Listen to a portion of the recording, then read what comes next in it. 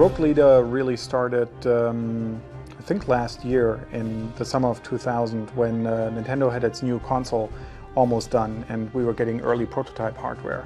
And at that point in time, everybody, having worked on Battle for Naboo, an Episode 1 game for the Nintendo 64, here at Factor 5 decided, hey, now is the time to do a follow-up to our most successful game up to that date, which was Rogue Squadron on the Nintendo 64.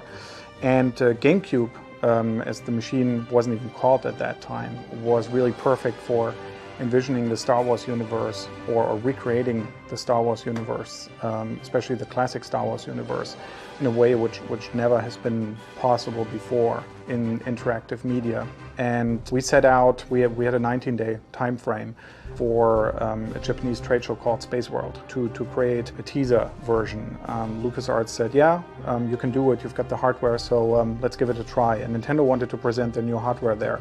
So we brought a fight, first of all an introduction cutscene, which is on this DVD as a teaser trailer, that and a playable version of the Death Star endurance level, which you can unlock here.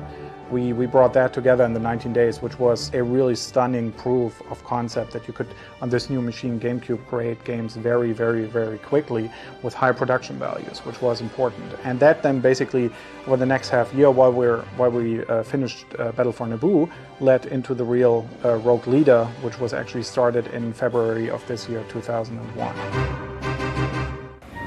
Tense moment. Doing fog. Doing fog.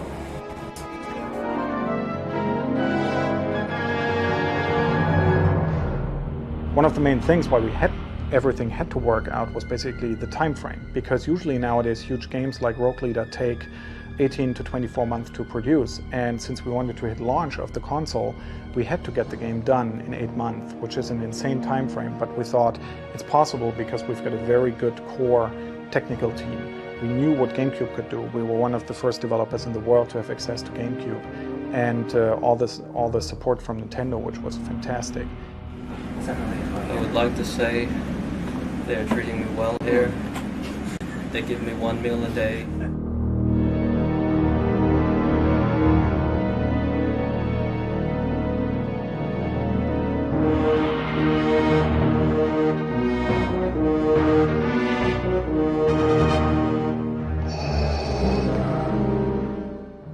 The typical game production for this, which is probably pretty much a prototype for how making a game works, started in, I guess, late December of 2000, where basically the team sat down, or a core team sat down. In this case, the mission designers, myself as the director, Brett Toasty, the producer, and then various people who wanted to join, and we sat down and tried to flesh out a design. And at that point, really, the planning with the programming team starts.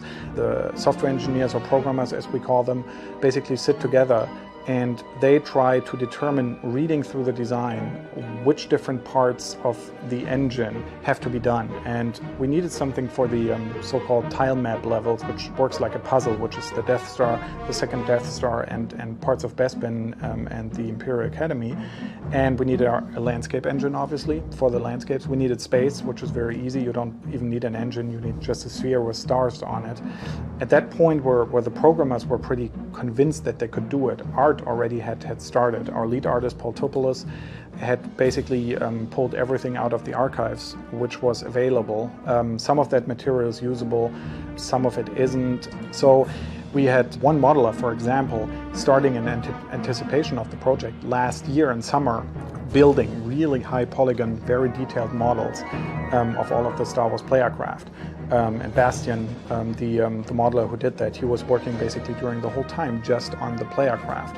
And so the art asset generation starts at that point. Paul coordinated with the other artists, and then we divided it up into strength. So there are certain people like Bastian who are very good about mechanical structures, so he was perfect for those models. Or Mario Wagner, our art director here, he's also very good at mechanical structures and these things. Then we've got other people like Armando Afre or Corset Karatas who are good at organic structures. So we went through the Star Wars universe and said, okay, what's organic? What do we need organic? And assign it to these people.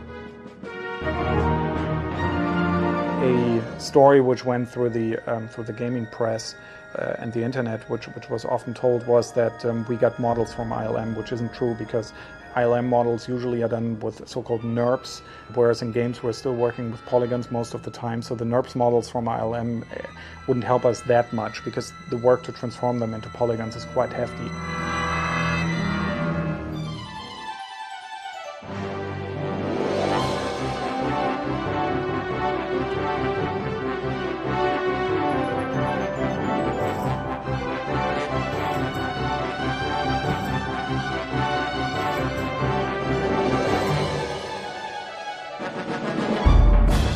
The next challenge then, if you're getting the first art assets together and the programmers have created the basis of your engine, at that point, hopefully the mission designers come in. And Jamie, Al, Chris, and Chris Crawford, our level designers, they basically came in and grabbed all the art assets at the time, and then in a proprietary tool, which we have been using for years and have developed here, are basically grabbing all of these assets and placing them, and they can transform them into a game with the assets which they get from the programmers. So basically, if you've got a TIE fighter, they can tell in the tool the TIE fighter to behave in a certain way. That's in a very crude form the description of how you create a game.